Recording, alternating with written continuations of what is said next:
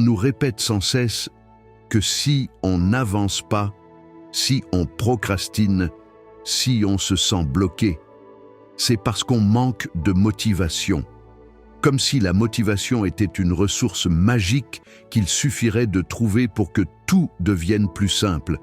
Comme si le problème venait toujours d'un manque de volonté, d'ambition ou de discipline. Mais cette idée est profondément trompeuse. Dans énormément de cas, tu n'as pas un problème de motivation. Tu as un problème de fatigue. Une fatigue mentale, émotionnelle, parfois invisible, mais bien réelle. Et tant que tu continues à traiter cette fatigue comme un manque de motivation, tu te bats contre toi-même au lieu de t'aider. Beaucoup de personnes sont persuadées qu'elles doivent se forcer davantage, se pousser, se faire violence, se motiver encore plus. Alors qu'en réalité, ce dont elles ont le plus besoin, ce n'est pas d'un discours plus dur, c'est d'un repos intelligent, d'un repos stratégique. Il existe une différence énorme entre être paresseux et être épuisé. La paresse, c'est éviter l'effort sans raison réelle. L'épuisement, c'est ne plus avoir l'énergie nécessaire pour avancer correctement. Le problème, c'est que de l'extérieur, ces deux états se ressemblent. Et de l'intérieur aussi parfois. Quand tu es épuisé mentalement, ton cerveau devient plus lent, plus négatif, plus hésitant. Tu réfléchis trop, tu doutes plus facilement. Tu perds cette clarté qui te permettait auparavant d'agir sans te poser 1000 questions. Et comme tu n'avances plus comme avant, tu conclus que tu as perdu ta motivation. Mais ce n'est pas la motivation qui a disparu, c'est l'énergie. La motivation n'est pas un carburant infini. Elle dépend directement de ton état mental, émotionnel et physique. Quand ces réserves sont vides, la motivation ne peut plus fonctionner correctement, peu importe à quel point tu te forces. C'est pour ça que certaines personnes se sentent bloquées alors qu'elles veulent sincèrement avancer. Elles ne sont pas incohérentes, elles sont simplement épuisées. Il faut aussi comprendre que notre environnement moderne ne favorise absolument pas le repos mental. Même quand tu ne travailles pas, ton cerveau est sollicité en permanence. Notifications, messages, comparaisons, informations constantes. Ton esprit n'a presque jamais l'occasion de réellement se poser. Et sans repos mental, il devient impossible de maintenir une motivation stable. Tu peux te forcer pendant un temps, mais ce sera toujours temporaire. Puis viendra le crash. Le repos stratégique n'est pas l'absence d'effort, ce n'est pas abandonner, ce n'est pas renoncer à ses objectifs. C'est comprendre qu'en continuer à pousser est contre-productif. Beaucoup de personnes confondent repos et fuite. Elles ont peur que s'arrêter un instant signifie perdre du temps, perdre leur avance ou perdre leur discipline. Alors, elles continuent à forcer, même quand tout en elles dit « stop ». Mais forcer sur un esprit épuisé ne crée pas de progrès durable. Ça crée de la frustration, de l'auto-sabotage, et parfois même un rejet total de ce qu'on aimait faire au départ. Le repos stratégique, au contraire, est intentionnel. Il n'est pas subi, il est choisi. Il s'agit de faire une pause, non pas pour éviter l'effort, mais pour retrouver la capacité de faire un effort de qualité. Quand tu es vraiment reposé mentalement, tu n'as pas besoin de te motiver autant. L'action redevient plus naturelle, plus fluide, moins lourde. C'est pour ça que certaines idées te viennent quand tu es détendu, quand tu marches, quand tu fais autre chose, quand tu lâches prise. Ton cerveau a besoin d'espace pour fonctionner correctement, pas seulement de pression. Il est important de comprendre que se reposer stratégiquement ne veut pas dire arrêter complètement. Cela peut simplement vouloir dire ralentir. Changer de rythme, changer de type d'effort.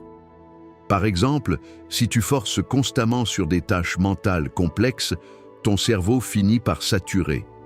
À ce moment-là, continuer exactement dans le même mode ne fera qu'aggraver la fatigue. Le repos stratégique peut consister à faire des tâches plus simples, ou à changer d'environnement, ou à réduire temporairement la charge mentale. Ce n'est pas une faiblesse, C'est une compétence. Les personnes les plus constantes sur le long terme ne sont pas celles qui forcent le plus fort. Ce sont celles qui savent quand ralentir sans culpabiliser. Il y a aussi une dimension émotionnelle très importante. Quand tu es fatigué, tu deviens plus dur avec toi-même. Tu te juges, tu te compares.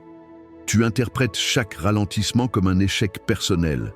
Ce discours intérieur négatif consomme énormément d'énergie, parfois plus que le travail lui-même.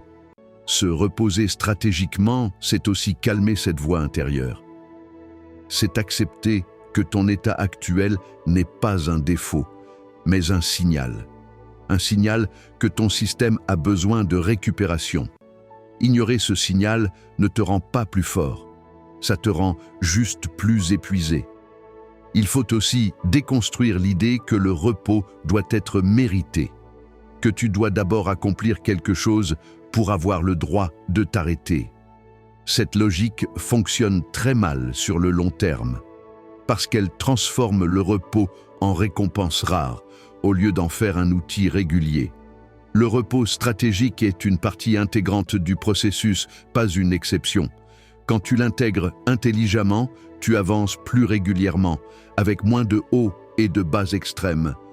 Beaucoup de blocages que les gens attribuent à un manque de motivation disparaissent simplement après une vraie récupération mentale, pas un repos passif rempli de distractions, mais un repos qui réduit réellement la stimulation.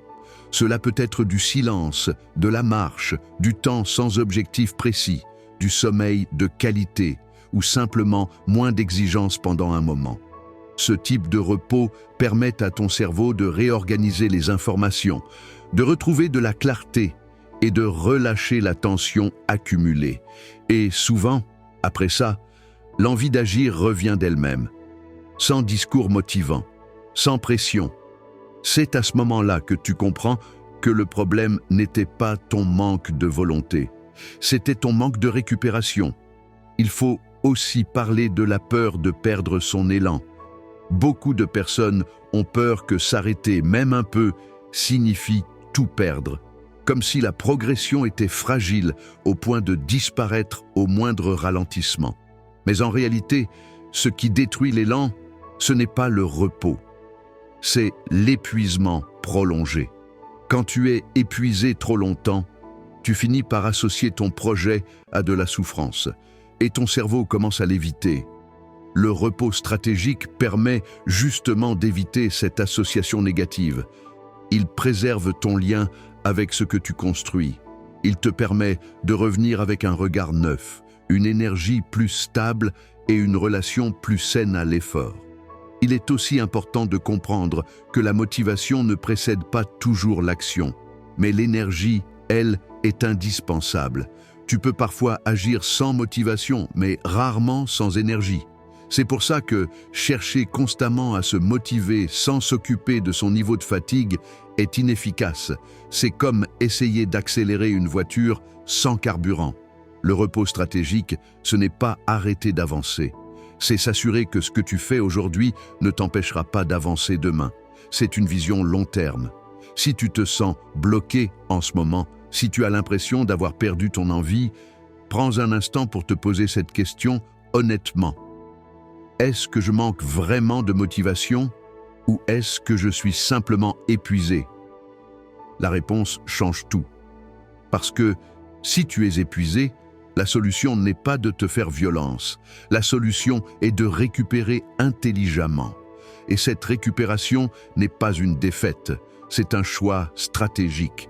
Les personnes qui avancent sur la durée apprennent à respecter leurs limites sans s'y enfermer. Elles savent quand pousser et quand préserver leur énergie. Elles comprennent que le repos n'est pas l'ennemi de la discipline, mais son allié. Tu n'as pas besoin d'être constamment motivé pour avancer. Tu as besoin d'être suffisamment reposé pour agir avec clarté. Et parfois, la chose la plus productive que tu puisses faire, ce n'est pas d'en faire plus, c'est d'en faire moins, mais mieux. Si cette vidéo t'a aidé à voir ton manque de motivation différemment, like-la, partage-la à quelqu'un qui se sent épuisé sans comprendre pourquoi, abonne-toi à la chaîne Déclic Motivation et active la cloche de notification. Ici, on n'essaie pas de te pousser à bout. On apprend à avancer intelligemment, même dans la fatigue, même dans le silence. On avance sans bruit, mais on avance ensemble.